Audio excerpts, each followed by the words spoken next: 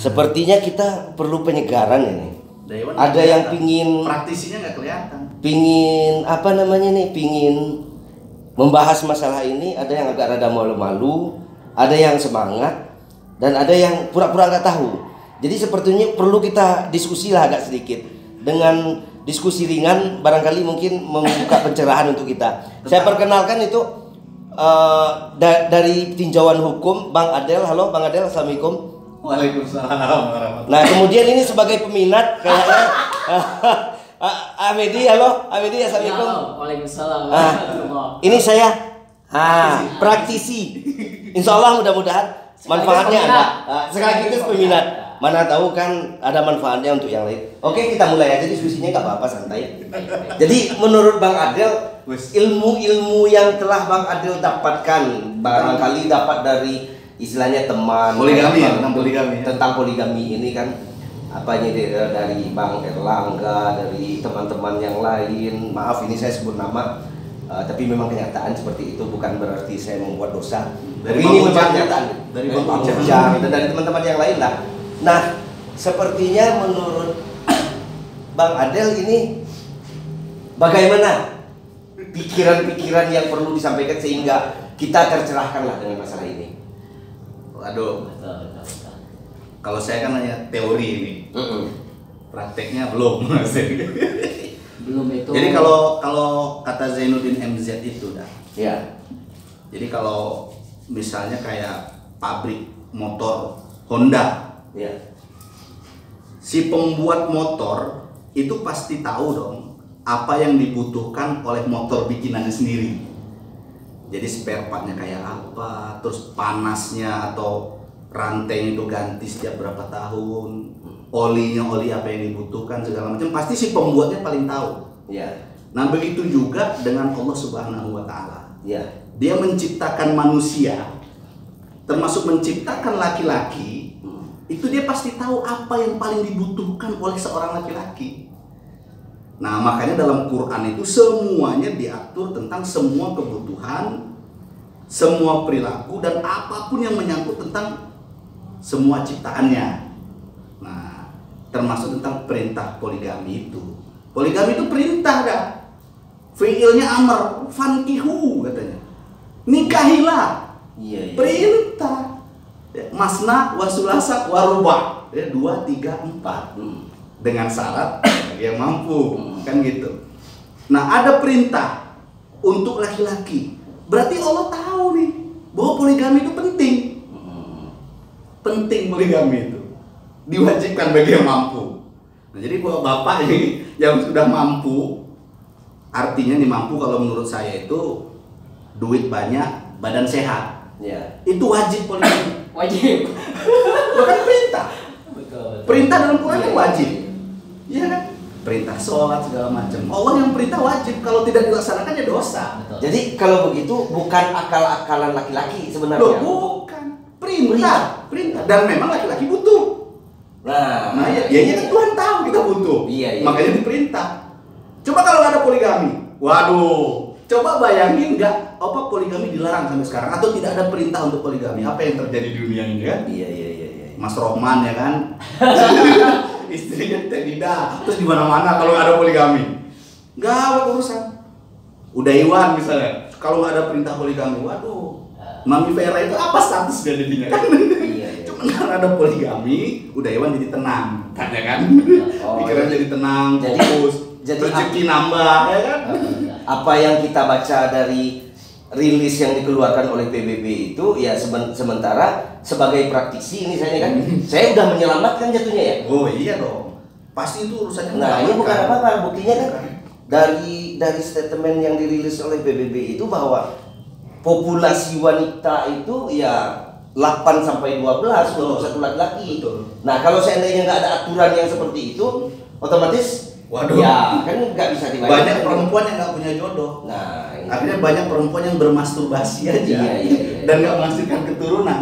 Ini salah satu aspek aja sebetulnya tujuan poligami itu, Iya. menurut saya ya. Selain untuk keseimbangan populasi, yang kedua sebetulnya ya untuk menyelamatkan kaum perempuan poligami itu. Betul. Jadi jangan menganggap poligami itu kayak minum. haus minum, haus minum. Jadi urusannya seksual aja. Tidak, poligami itu menurut saya bukan urusan seksual aja, enggak. Urusan menyelamatkan kaum perempuan. Jadi poligami itu sebetulnya untuk perempuan. Yang lebih diuntungkan. Iya, ya perempuan pasti. Tapi yang lebih dienakan laki-laki. Sama-sama enak lah. Oh, sama. Kalau untuk berbicara seksual ya. Iya, iya. Soalnya hak perempuan itu kan ada 3. Kalau kita rangkum dari hadis, Quran segala macam, hak perempuan itu ada 3. Dinafkahi, dilindungi, dan dinikahi. Hak perempuan itu 3. Dia nggak punya kewajiban untuk cari nafkah, enggak sebetulnya. Dia itu dinafkahi, dilindungi, dan dinikahi. Iya, iya, iya. Nah, jadi ya siapa yang berkewajiban memenuhi 3 kewajiban, 3 hak perempuan itu? Ya laki-laki. Jadi kitalah yang harus menafkahi, melindungi, dan menikahi perempuan. Ditambah lagi dengan ayat Quran itu, surat An-Nisa itu kan, dengan poligami. Misalnya ada laki-laki punya istri 4, 1.000 laki-laki, berarti ada 4.000 perempuan terjamin kebutuhannya. Iya kan? Kalau ada laki-laki istrinya 4. Iya. Kalau ada 4.000 1.000 laki-laki, berarti ada 4.000 perempuan kan, Iya. terjamin hidupnya. Iya kan? Terjamin nafkahnya, terjamin perlindungannya, terjamin hak dinikahinya. Jadi selain dimensi apa tadi yang udah bilang dimensi populasi, Iya. ada dimensi tentang keselamatan atau jaminan hidup atau perlindungan hidup bagi kaum perempuan. Dan kata Rasulullah kan, hancurnya sebuah negara itu dilihat dari perempuannya. Kalau perempuannya hancur, ya udah hancur aja negara itu. Tapi kalau perempuannya selesai urusannya, terjamin hidupnya, terjaga, berarti selesai negeri itu sebetulnya. Kan itu kata Rasulullah. Ya lewat itu kewajiban siapa? Laki-laki. Jadi jangan dibilang poligami itu enak enggak. Makanya saya belum sanggup ini. Nah, Jadi, tahu apa ini kalau kombinasi. dikasih beban kayak sepertinya gitu. Waduh. Tapi kalau bebannya itu ya memang sanggup ya nggak masalah, nggak ada problem berarti kan gitu. Dan toh, saya kan ketika- ladang ibadah sebenarnya juga. Ketika wanita itu rela dipoligami, keuntungan buat perempuan juga, selain hidupnya terjamin, di akhirat juga terjamin. Pintu Dia surga. boleh memilih pintu surga dari pintu mana saja. Iya. Jadi aduh enak bener jadi perempuan itu. Jadi poligami itu haknya kaum perempuan sebetulnya. Itu statement saya, poligami itu haknya kaum perempuan. Berarti perempuan itu paling enak. Surga aja di bawah telapak kaki dia. Iya. Nah dia untuk masuk surga, wah susah tuh. Gimana coba? Ikhlaskan saja suaminya untuk berpoligami. Dia terbuka Terbuka semua. pintu surga Iya, terbuka. dari pintu yang mana aja dia Dari masuk. mana saja dia masuk. Sah. Iya. Benar. Jadi poligami itu haknya kaum perempuan. Jadi bukan berarti pelecehan terhadap perempuan. Jangan. Pelecehan itu kalau kita pacarin perempuan, kita grepek-grepek di luar nikah. Nah, itu baru pelecehan. Nah kadang kan orang begini. Nah, itulah udah bolak-balik aja. Iya, nganggapnya kan gini. Kadang-kadang gitu kan, sedihnya kita gitu. Orang yang pacaran Dipuja-puja. di apa? Di Disanjung-sanjung. disanjung-sanjung, di ini segala macam. Giliran poligami, Giliran dihujat-hujat. orang tuanya dihujat-hujat gitu kan. Nah, gimana? Makanya dunia ini contohnya nih, Ariel Ya. berzina sama Luna Maya sama Cut Tari. Tapi sampai sekarang Ariel dipuja-puja orang. Tapi Agim yang jelas-jelas nikah poligami, hancur hidupnya. Nah, ini salah satu contoh bahwa dunia ini memang sudah terbalik-balik. Iya. Orang lebih seneng pada yang batil-batil.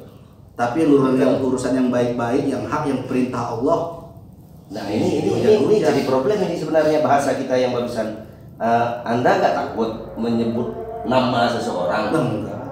Lah memang Ariel dipuja-puja dan dia memang berzina, putusan pengadilan inkrah. Terbukti dia berzina dengan Cut Tari. Cut Tari istri orang.